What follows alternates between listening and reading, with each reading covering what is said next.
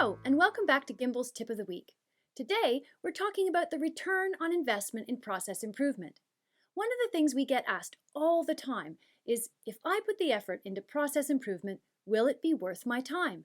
Basically, people are asking, show me the money.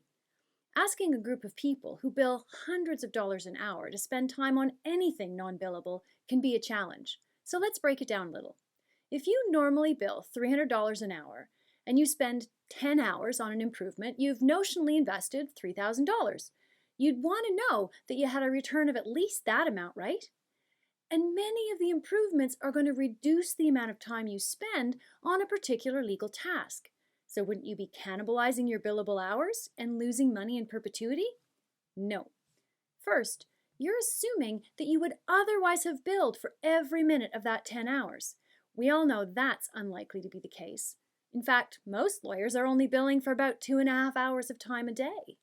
Second, even when you're doing billable work, you know very well that not all of your time can or should be billed to the client, so you're likely writing off or at least writing down some of your time. To overcome that show me the money argument, start with improvement efforts that target the non-billable work needed to run the practice, including things like business development. Or focus on reducing the time you or others are typically writing off because you know the client won't or shouldn't pay.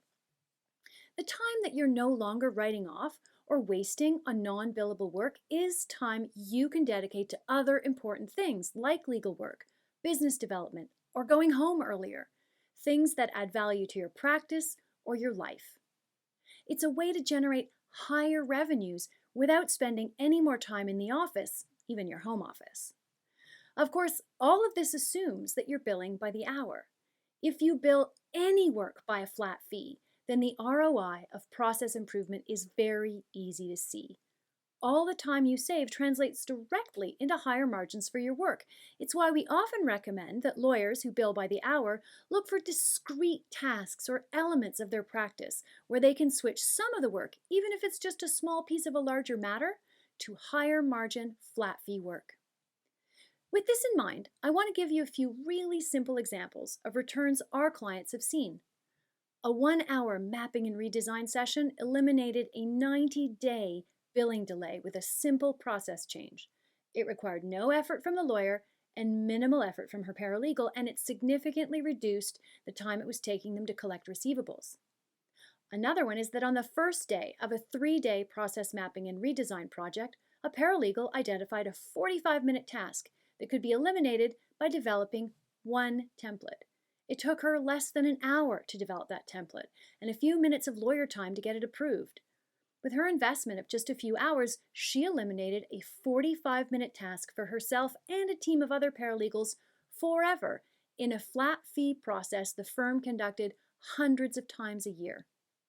Another one of our clients saved 15 minutes of lawyer time in a process the firm conducted at least 2,000 times a year simply by installing a $300 printer scanner at reception and instructing the receptionist to copy IDs when purchasers arrive for real estate closings.